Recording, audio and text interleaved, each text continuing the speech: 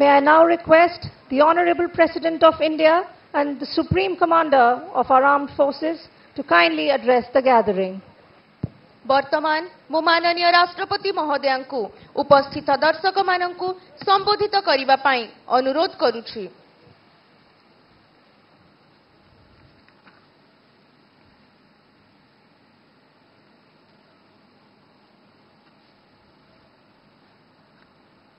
Governor of Odisha Shri Raghubar Das ji, chief minister Shri Mohan Charan Majhi ji, union minister of tribal affairs Shri Jual Oram ji, रक्षा राज्य मंत्री Shri Sanjay Seth ji, chief of the naval staff admiral Dinesh K Tripathi ji, deputy chief ministers Shri Kanakvardhan Singhdeo ji and Shrimati Prabhati Parida ji, speaker Odisha legislative assembly Shri Surama Padhy ji, Shrimati Rema Padhy ji, chief justice high court of Odisha Shri justice Chakradhari Sharan Singh ji, flag officer commanding in chief eastern naval command vice admiral Rajesh Pendharkar ji, distinguished guest, flag officers, sailors, ladies and gentlemen. I am glad to be here at Puri to witness the operational demonstration conducted by the Indian Navy.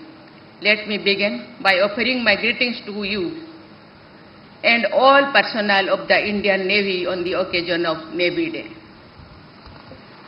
Today, on the 4th of December, we celebrate our glorious victory in the 1979 war and commemorate the selfless service and supreme sacrifice made by naval personnel in defense of the motherland. I would also like to recall the sacrifice and courage of Captain Mahendra Nath Mula, a brave naval officer who demonstrated exceptional valor and leadership during the 1971 Indo-Pak War. As the commanding officer of INS Khukri, he played a crucial role in several key operations and eventually laid down his life.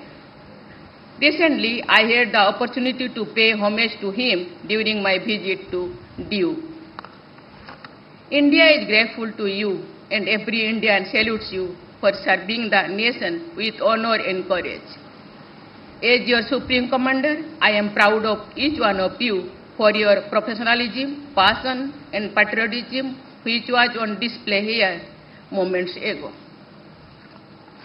I must compliment you for a well-coordinated and well-conducted operational demonstration that has given a glimpse to our fellow citizens of how our Navy operates at sea.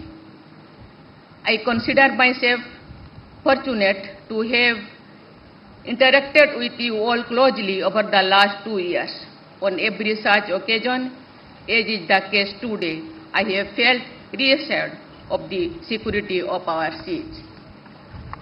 Ladies and gentlemen, India's geography has endowed us with all elements necessary to be a great maritime nation. A long coastline, island territories, seafaring population and developed maritime infrastructure encouraged India's maritime activities along the coast and across the oceans from more than 5,000 years ago. We were among the pioneers in the oceanic transport. Our shipbuilding prowess and ability to harness the monsoon wind patterns enabled us to dominate the seaborne trade. With a glorious maritime heritage and history to look back upon and a future full of promise to look forward to, India has always been a strong maritime nation, our fortunes, glory, and identity being defined by the seas. As India's economy grows and our interest and influence expand across the globe, I am confident that the Indian Navy will continue to ensure maritime security, essential to enable our rise to a Viksit Bharat by 2047.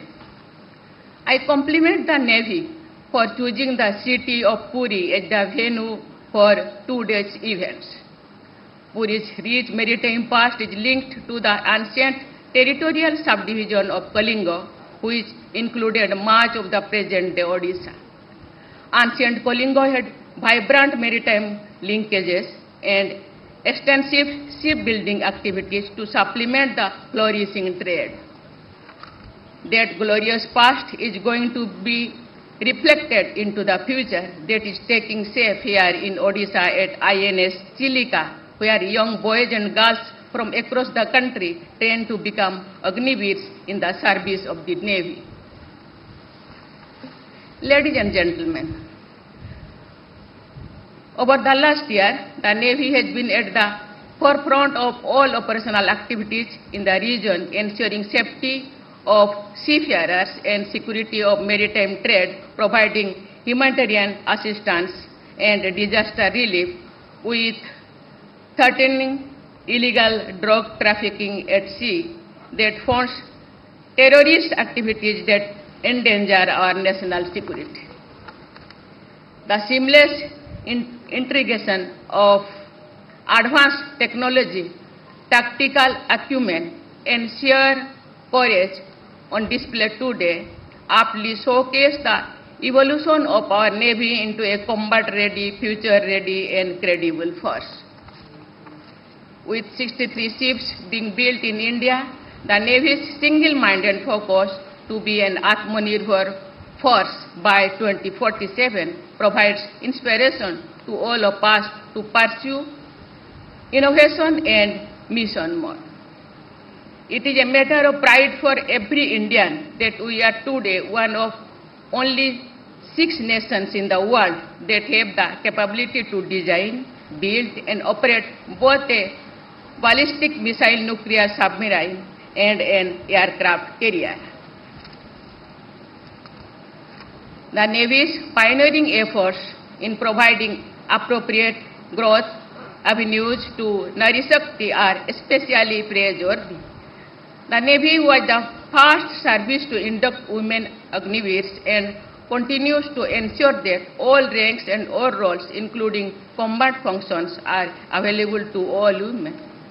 In fact, 2 women naval officers, Lieutenant Commander Dilnake and Lieutenant Commander Rupa, provide the best example of this new paradigm as they circumnavigate the globe in INS V Tarini as part of the Navika Sagar Parikrama 2.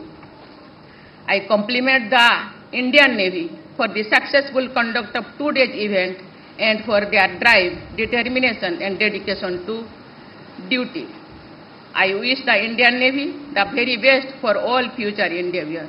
Song no Baruno, may the God of the oceans be auspicious unto us. May the Indian Navy always be victorious. Jai Hind, Jai Bharat.